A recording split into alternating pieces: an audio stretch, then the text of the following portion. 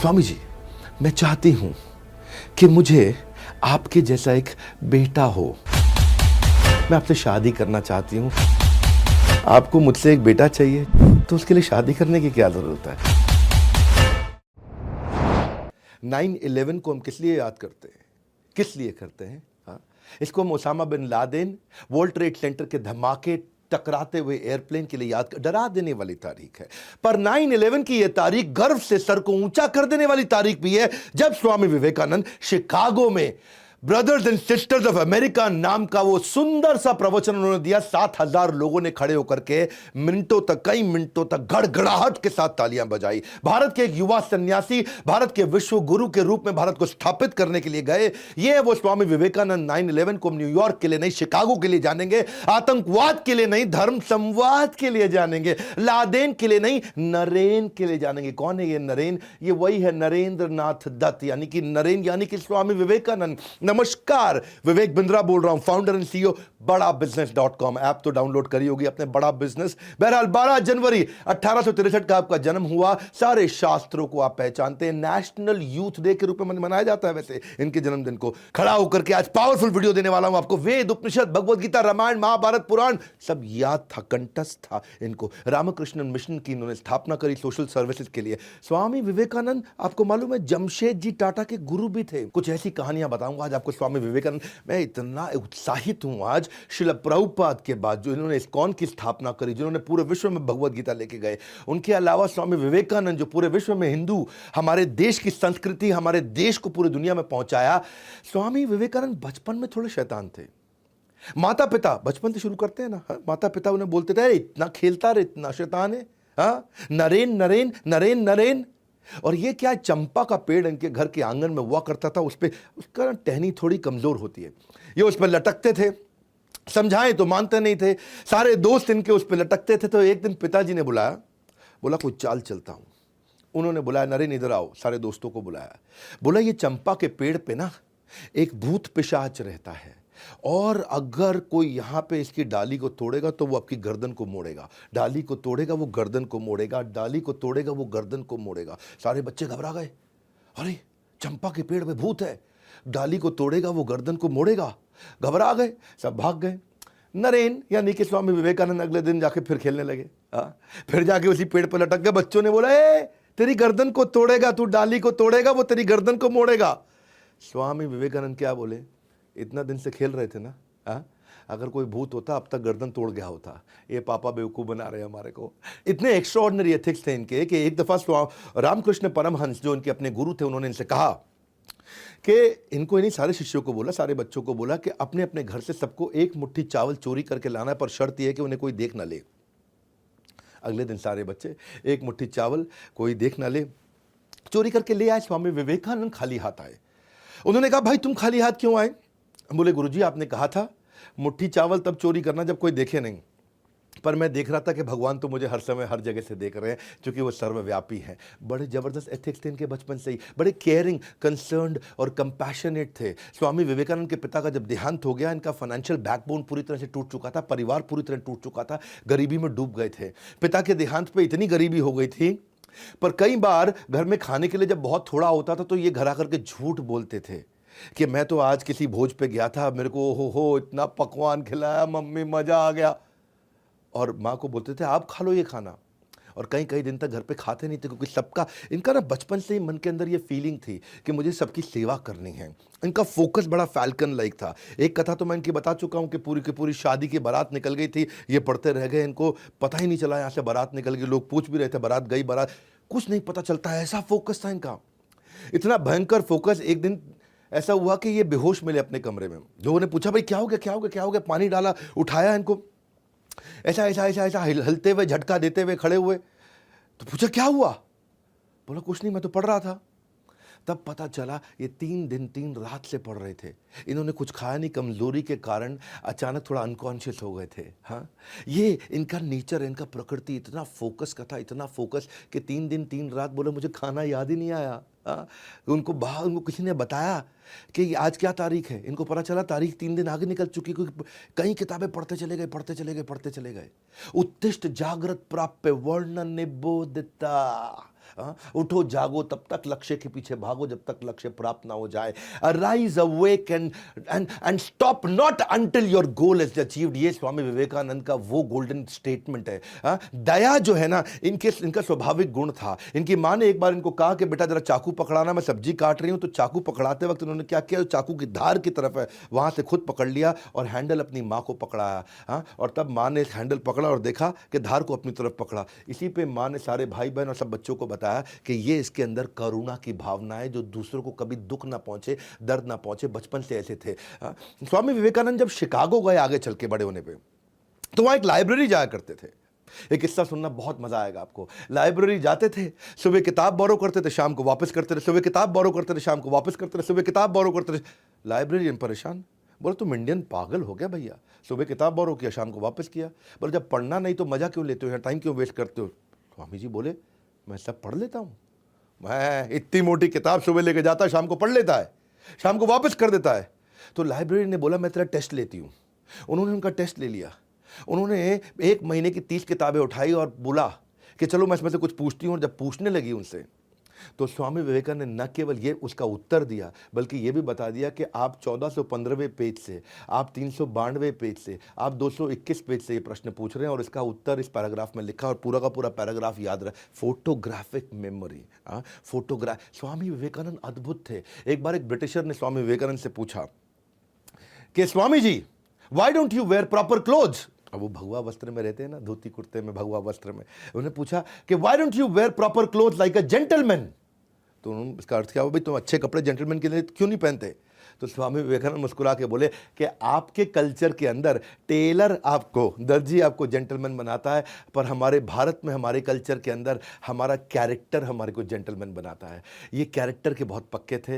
इनका एक तो इच्छा शक्ति और बुद्धि, ये 2 चीज़ बहुत ज़बरदस्त थी। ये वहाँ यूनिवर्सिटी में पढ़ा करते थे अमेरिका में। और एक दिन जब कैफेटेरिया में कुछ खाने गए तो थाली में भोजन लिया, जाकर के बैठ गए टेबल पे। जैसे ही टेबल पे बैठे तो वहाँ उनका एक प्रोफेसर बैठा हुआ। वो अंग्रेज प्रोफेसर इनसे चिढ़ता भी था, बहुत चिढ़ता था। हाँ, तो जैसे ही अंग्रेज प्रोफेसर ने देखा कि ये स्वामी विवेकानंद आके बैठ गया है, तो एकदम बोला वो, pigs don't sit next to swan. सुअर जो है हंस के पास नहीं बैठा करते हैं, ऐसा प्रोफेसर बोला उनको। स्वामी विवेकानंद मुस्कुराए, बोले सुअर हंस के पास नहीं बैठते। बोले नहीं बैठते। बोले ओके ठीक है, मैं उड़ जाता हूँ फिर। और उठ के प्लेट निकल पड़े। सारे बच्चे हंसने लग गए। वो सोच रहा था कि भाई इसको सुअर बोलूँ, ये कहते हैं मैं उड़ जाता हूँ। तो बेचारे प्रोफेसर की बेइज्जती हो गई। वो बोला मैं उड़ जाता हूँ, मतलब ये हंस तो सुअर। तो बेचारे जब सब हंसने लगे तो प्रोफेसर को बहुत बुरा लगा। उसने सोचा है मैं इसकी बेइज्जती करता हूँ, चिंता मत कर, तू क्लास में, तेरे को क्लास में देखता हूँ। वो स्वामी विवेकानंद क्लास में आके बैठे तो प्रोफेसर ने कहा ए तुम खड़े हो जाओ। और स्वामी विवेकानंद को खड़ा कर दिया। खड़ा करके बोले अगर 2 थैले मिलेंगे बाजार में, एक में धन एक में बुद्धि, स्वामी विवेकानंद तुम क्या उठाओगे। तो स्वामी विवेकानंद मुस्कुराए, बोले मैं धन वाला थैला उठा लूंगा। बोले देखा, मुझको पहले ही पता था, है जी। तो बोला, प्रोफेसर बोला अचानक, बोला आप क्या करते। प्रोफेसर बोला मैं बुद्धि का थैला उठाता, बुद्धि जरूरी है। स्वामी विवेकानंद बोले ठीक बात है, जिसके पास जो नहीं है वो तो वही उठाएगा ना। हाँ, अब बच्चे बहुत जोर से हंसने लगे, हैं जी। उसने टीचर को फिर बेवकूफ़ बना दिया। लेकिन टीचर को जो है ना गुस्सा बड़ा, बोला इसको भी सिखाता हूँ, मैं अभी सिखाता हूँ। अगले दिन उसने टेस्ट ले लिया सबका, बोला सब टेस्ट दो। स्वामी विवेकानंद ने टेस्ट दिया, बहुत देर बैठ के बढ़िया टेस्ट दिया, इतनी शीट भर दी। तो जब प्रोफेसर के पास सारी शीट आई, प्रोफेसर साहब ने शीट पढ़ी नहीं और नीचे लास्ट में आखिरी शीट पर लिख के दे दिया इडियट। इडियट लिखा, वापस कर दिया, है जी। स्वामी विवेकानंद ने देखा कि भाई ये प्रोफेसर ने पढ़ा नहीं है और नीचे लास्ट में इडियट लिख दिया है। तो वापस गए प्रोफेसर के पास, बोले प्रोफेसर साहब, हाँ गुरुजी, आपने जो है साइन करके अपना नाम तो लिख दिया लेकिन मेरे को मार्क्स तो दिया ही नहीं। तो वो इडियट बता दिया कि आपने अपना, इतना तेज थे स्वामी विवेकानंद, इतना तेज थे कि प्रोफेसर बोले इडियट लिखा तो आपने साइन कर दिया, मतलब। सो स्वामी विवेकानंद का मानना था कि अगर आप अपने आप को कमजोर मानोगे तो आप कमजोर हो जाओगे, और अगर अपने आप को शक्तिशाली मानोगे तो आप शक्तिशाली हो जाओगे। मानसिक रूप से बहुत बुद्धिमान, अलग ही प्रकार के टिट फॉर टैट करने वाले, क्योंकि अंग्रेज लोग चिढ़ा करते थे उन दिनों भारतीयों से। तो एक दिन ट्रेन में जा रहे थे और जब स्वामी जी ट्रेन में जा रहे थे तो थोड़ा बर्थ होती है ट्रेन की, जान बेड जैसा होता है, उस पर लेट गए, उनकी आंख लग गई। तो बाजू में अंग्रेज बैठा था। अंग्रेज ने देखा ये स्वामी जी बैठे, चिढ़ते थे उनसे वो, तो उनका जूता उतारा, निकाल करके खिड़की से बाहर फेंक दिया। अच्छा, स्वामी जी ने देख लिया कि खिड़की से बाहर फेंका, पर वो कुछ बोले नहीं। और अंग्रेज भी देखा स्वामी कुछ बोल नहीं रहा है, तो अंग्रेज को लगा इसको अंग्रेजी आती नहीं होगी या मुझसे डर गया है, तो ये कुछ बोल नहीं पा रहा है मेरे आगे। स्वामी जी चुपचाप लेटे रहे। थोड़ी देर में अंग्रेज को भी नींद लग गई। जब अंग्रेज को नींद लगी तो स्वामी जी ने जो है उठे, उनका हैट और अंग्रेज का कोट उठा करके खिड़की से बाहर फेंक दिया। जब अंग्रेज उठा तो देखा भाई हैट कोट कहीं मिल नहीं रहा, तो बोले स्वामी जी आपने मेरा हैट कोट देखा है? बोले हाँ देखा है। बोले कहाँ है वो? बोले वो मेरे जूते ढूंढने गए हैं। हाँ, मेरे जूते ढूंढने गए। इतना तेल टिट फॉर टैट करते थे। स्वामी जी के बारे में नेताजी सुभाष चंद्र बोलते थे कि ये फुल ब्लडेड मैस्कुलिन पर्सनालिटी है, फाइटर टू द कोर है। हाँ, फुल ब्लडेड का मतलब always enthusiastic, high on energy. ये कोई असाधारण वैसे स्वामी जी नहीं थे जो केवल हाथ ही जोड़ के ऐसे बैठे रहे। ये अलग प्रकार के स्वामी जी थे। इनका प्रेजेंस ऑफ माइंड बहुत तेज था। एक दिन जब ट्रेन में ट्रैवल कर रहे तो वहां कुछ लड़कियां आ गई सामने। लड़कियों ने देखा कि गेरुए वस्त्र में साधु बैठा है, बेवकूफ होगा, इसको कुछ बेवकूफ बनाते हैं। उन्होंने देखा कि स्वामी विवेकानंद ने बहुत बढ़िया घड़ी पहनी है। इतनी बढ़िया घड़ी तीनों लड़कियों की नज़र थी।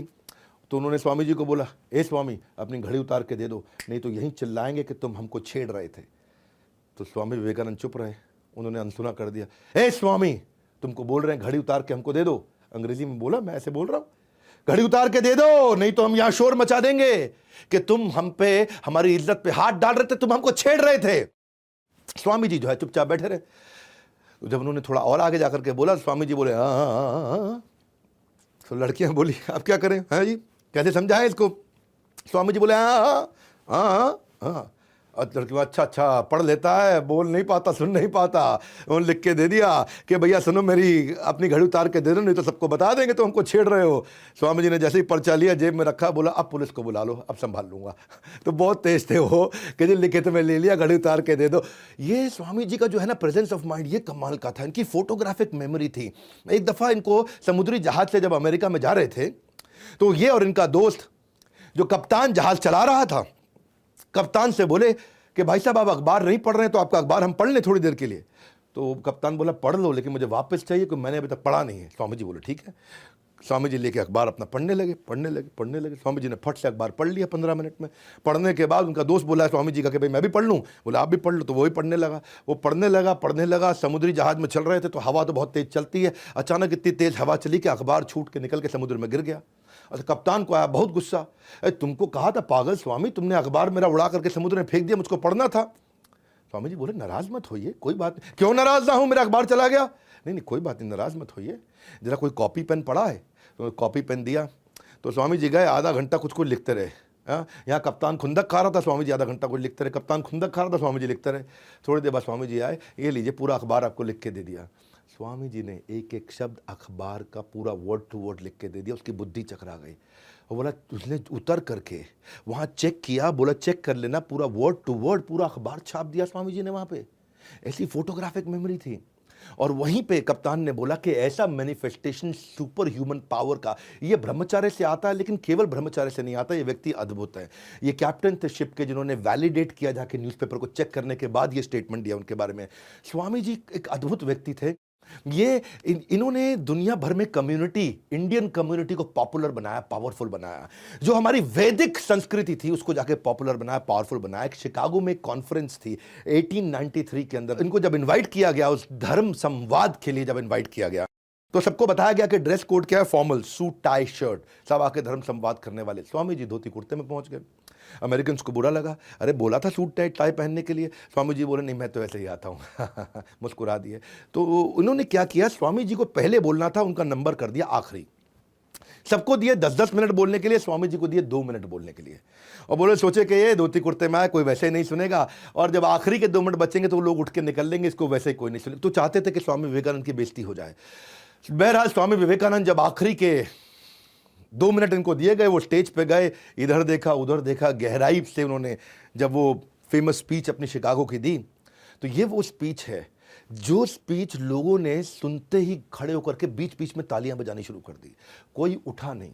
2 मिनट नहीं, 10 मिनट नहीं, 20 मिनट नहीं, आधा घंटा नहीं, 1 घंटा नहीं, जबकि सब 10 मिनट बोले, ये 1.5 घंटा तक वहां बोलते रहे। पिन ड्रॉप साइलेंस, ताली बजती शांति हो जाती, ताली बजती सन्नाटा हो जाता, ताली बजती सन्नाटा हो जाता। ये वो 1.5 घंटे की स्पीच है जो आज भी पूरी दुनिया जिसके लिए स्वामी विवेकानंद को याद करती है। और खत्म होने के बाद पूरा का पूरा स्टेडियम 8000 लोगों के साथ में खड़े होकर गड़गड़ाहट तालियां बजाता चला गया। विश्व धर्म संसद में स्वामी विवेकानंद के सबसे महान वक्ता थे वहां पे। और न्यूयॉर्क हेराल्ड ने कहा, उन्हें सुनने के बाद लगता है कि जिस देश में इतने विद्वान और बुद्धिमान लोग रहते हैं, उस देश में मिशनरी को भेजना, क्रिश्चियन मिशनरी को भेजना मूर्खतापूर्ण होगा। ये न्यूयॉर्क हेराल्ड ने बोला, उनका सबसे बड़ा अखबार हुआ करता था। न्यूयॉर्क क्रिटिक ने कहा कि कई विद्वानों का भाषण अच्छा था, लेकिन हिंदू साधु स्वामी विवेकानंद के भाषण के आगे कोई टिक नहीं पाया। ये थे स्वामी विवेकानंद। रविंद्रनाथ टैगोर कहते हैं कि अगर इंडिया को जानना चाहते हो तो स्वामी विवेकानंद को पढ़ लो। इन्होंने भारत को जाकर रिप्रेजेंट किया पार्लियामेंट ऑफ रिलीजन में, शिकागो 1893। वेस्टर्न वर्ल्ड ने इंडिया को अथॉरिटी एक्सेप्ट किया धर्म के रूप में, ये पहली बार हुआ था। लेकिन क्या है, इंडिया आज भी, ये देश की कम्युनिटी को पूरी दुनिया तक पहुंचाया, ये देश की कम्युनिटी को पूरी दुनिया को समझाया कि हमारी वैदिक धर्म की कम्युनिटी क्या है। बड़ा बिजनेस में मैं बिजनेस की कम्युनिटी को पहुंचाना चाहता हूं। स्वामी विवेकानंद हमारे आदर्श हैं, इसी भक्तिवेदांत स्वामी श्रील प्रभुपाद हमारे आदर्श हैं। हम चाहते हैं कि हम ये इंडियन बिजनेस कम्युनिटी को लेकर के जाएं, इसलिए मैंने भी प्रयास किया है और आप सब लोगों ने इतना साथ दिया। इंडिया की पहली नेटवर्किंग प्लेटफॉर्म मैंने बिजनेस का बनाया है। मैं Facebook, LinkedIn, YouTube, Twitter, Instagram, ये सब है सोशल मीडिया, लेकिन बिजनेस का मीडिया कहां है, बिजनेस का सोशल मीडिया कहां है? आज बिजनेसमैन, एंटरप्रेन्योर, इन्वेस्टर, स्टार्टअप, सारे प्रोफेसर, सोलोप्रेन्योर, इनके लिए मैंने एक ऐप तैयार करी है, बड़ा बिजनेस। यहां लोग आते हैं, फेसबुक की तरह ही पोस्ट करते हैं, लिंक्डइन की तरह पोस्ट करते हैं। हजारों लाखों लोगों ने ऐप डाउनलोड करी है, लाखों लोग रोज आते हैं, बिजनेस का कंटेंट वहां डालते हैं, बिजनेस की कंटेंट पे बात करते हैं। MSME, SME, subject matter expert सब आते हैं, सब skill, technology, digital marketing, investing, manufacturing, इन सब पे खूब चर्चा होती है, एक दूसरे से दोस्त बनते हैं। वैसे फेसबुक चलता है। आप सबको बताना चाहता हूं मैं आगे और कहानियां सुना रहा हूं स्वामी विवेकानंद की, लेकिन उससे पहले आपको बता दूं, ऐप जरूर डाउनलोड कर लेना आज के आज, अभी के अभी, इस वीडियो को समाप्त होते ही। आपको इररिलेवेंट कंटेंट नहीं है वहां कोई भी, केवल बिजनेस पे कंटेंट है। मैंने 4 आर पे फोकस किया। रेलेवेंट कंटेंट, आपकी बन जाए रेप्यूटेशन, आपको मिल जाए रेवेन्यू, आपके बन जाए रिलेशंस, आपको मिल जाए रेफरल। बस यही है मेरा मुद्दा। ऐप डाउनलोड करके आप खुद ही फील करोगे, आपके हजारों लाखों फॉलोअर्स बनने लग जाएंगे अगर आप वहां कंटेंट डालोगे तो। बहरहाल, जैसे स्वामी जी ने प्रयास किया, एक इंडियन कम्युनिटी को एस्टैब्लिश दुनिया में जाकर के किया, इनके लेक्चर के बाद स्वामी जी के बहुत पॉपुलर हो गए। ये इतने पॉपुलर हुए कि इनको अलग अलग लोग अपने घर में बुलाने लगे, और लोगों ने अपने घर में बुलाया, सारे बड़े बड़े रईस लोगों ने बुलाया। एक बार एक ऐसे ही बहुत अमीर आदमी, जो अमेरिका के सबसे अमीर आदमी थे, अपने घर बुलाया। इनकी कथा हुई, चर्चा हुई, उन्होंने बोला कि आप यहाँ पे आराम करिए। बड़ा गद्देदार, मुलायम, बड़ा सुंदर कमरा और बेड, वो गद्देदार बेड, इस पर बोला कि आप यहाँ विश्राम कीजिए स्वामी जी।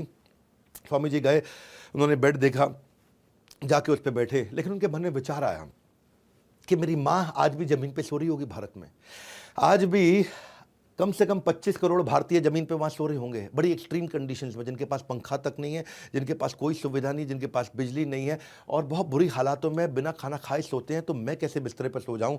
उस दिन वो बिस्तरे पर नहीं सोए, वो ज़मीन पर सोए, लेकिन वो उनका आखिरी दिन था। उसके बाद उन्होंने कभी किसी का इन्विटेशन एक्सेप्ट नहीं किया, अपने आश्रम में जाकर सोया करते थे। इनफैक्ट एक बार प्राइम मिनिस्टर ब्रिटेन के, उन्होंने स्वामी जी को इन्वाइट किया और लंच पे उनको बिठाया, और लंच में स्वामी जी खुद भी बैठे उनके साथ में। अब ब्रिटेन का प्राइम मिनिस्टर छुरी कांटा लेकर के अपना बढ़िया से खाने लगा, भाई प्राइम मिनिस्टर है, और स्वामी जी बड़े बुद्धिमान थे, उनको बुलाया कि भाई चर्चा हो जाए उनसे। स्वामी जी अपना प्लेट लेकर के हाथ से खाने लगे, तो प्राइम मिनिस्टर उनकी तरफ देखा, उसको बड़ा बुरा फील हुआ, यार हम छुरी कांटे से खा रहे हैं यहाँ पे, अपने चम्मच से खा लो कम से कम, तुम छुरी कांटे से नहीं खा सकते। पर स्वामी जी अपना हाथ से खाए चले जा रहे हैं वहाँ पे, उनको बड़ा फील हो गया। तो उन्होंने से पूछ लिया कि आप इंडियंस इतने मॉडर्न एनवायरनमेंट के अंदर अभी भी हाथों से ही खा रहे हैं, ये क्या तरीका हुआ?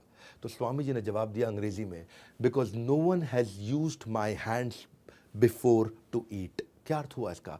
किसी ने मेरे खाने से पहले मेरे हाथों से खाना नहीं खाया है, लेकिन बहुत से लोगों ने मेरे इस खाना खाने से पहले इसी छुरी कांटे से खाना खाया है। यानी कि ये छुरी कांटे सब झूठे हो चुके हैं, मेरा हाथ आज तक मेरे ही मुंह में जाता है, ये दुनिया के मुंह में नहीं जाता है। स्वामी विवेकानंद का ये उत्तर सुन के ब्रिटेन के प्राइम मिनिस्टर बहुत हैरान हो गए। हाँ, भारत हमारा अभी परतंत्र था, स्वतंत्र नहीं था, लेकिन इतने बुद्धिमान लोगों को देख करके दुनिया, नेताजी सुभाष चंद्र बोलते थे कि इतने प्रोफाउंड, इतने कॉम्प्लेक्स थे कि if he had been I would have been sitting on his feet। Hindi में कहूं तो स्वामी जी इतने महान गहन थे कि अगर वो जिंदा होते तो मैं उनके चरणों में रहता। ये नेताजी सुभाष चंद्र बोस कहा करते थे, इतने क्लेवर थे बियॉन्ड कंपैरिजन, इनकी बुद्धिमत्ता।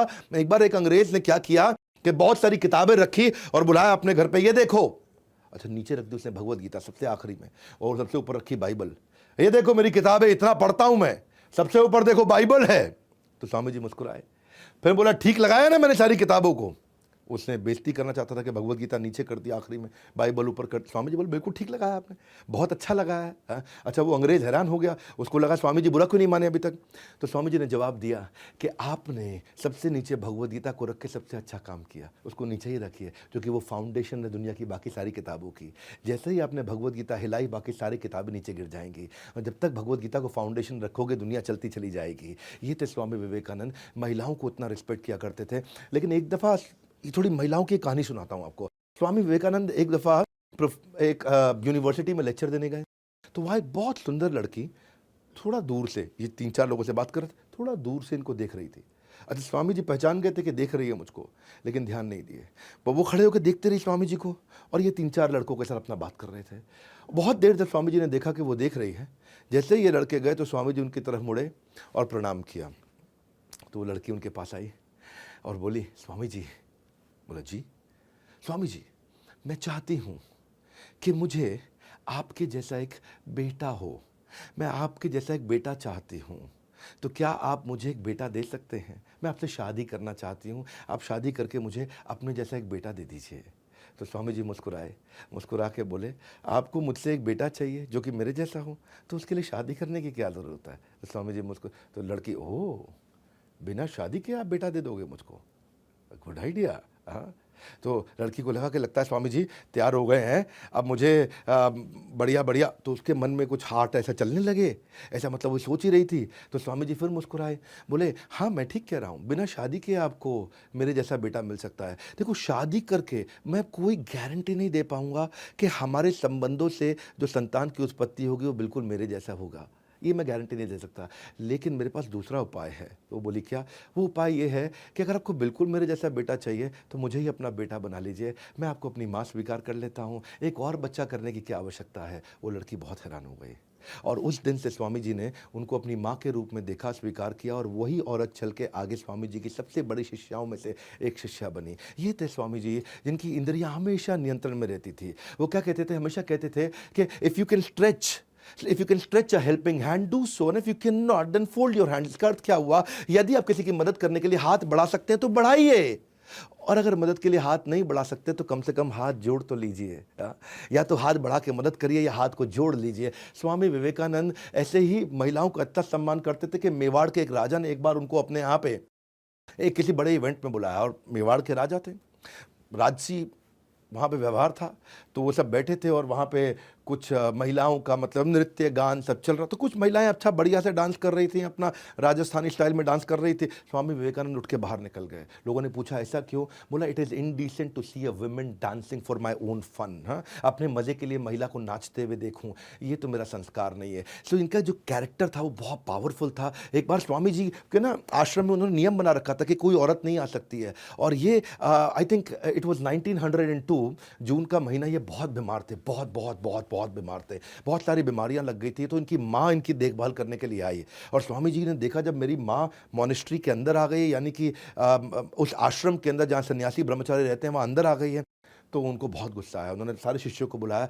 बोला मेरी माँ को ले जाओ यहाँ से। तो उन्होंने बोला नहीं, आपका ध्यान रखने के लिए आई, आप इतने बीमार हैं। बोला रूल इज़ रूल, सबके लिए बराबर रूल है। हाँ, ये मेरी माँ भी अंदर नहीं आ सकती है। तो उनकी माँ भी ब्रह्मचारी आश्रम तक चली गई, और 39 साल की उम्र में उसी साल अगले महीने उनका देहांत हो गया इतनी सारी बीमारियों के कारण। उस समय उन्हें 39 बीमारियाँ थी, कैंसर भी था, क्षमा चाहता हूँ 31 बीमारियाँ, 39 साल की उम्र, migraine, tonsils, asthma, persistent fever, liver खराब हो गया, किडनी खत्म हो गया, इंडाइजेशन। ये 1 घंटे से ज़्यादा सोते नहीं थे कभी। इनको गैस्ट्रोनॉमिक्स, ब्लोटिंग, इनको सर्वाइकल की समस्या, बैक में पेन, इतनी सारी बीमारियां इकट्ठे हो गई इनको। 31 बीमारियों के साथ, हार्ट प्रॉब्लम के साथ, कार्डियक अरेस्ट के कारण इन्होंने देहांत हो गया इनका। वो कहते हैं कि हमेशा ये बोल के गए हैं स्वामी विवेकानंद, एक चीज़ जो मुझे अच्छी लगी, don't forget who is helping you. कभी भूलना मत जिसने तुम्हारी मदद करी है। हाँ, कभी उसके साथ द्वेष मत करना जिसने तुमसे प्रेम किया है, और कभी उसको लूट मत लेना जिसने तुम पे विश्वास किया। Don't forget who is helping you, don't hate who is loving you, don't cheat who is believing you. ये थे स्वामी विवेकानंद।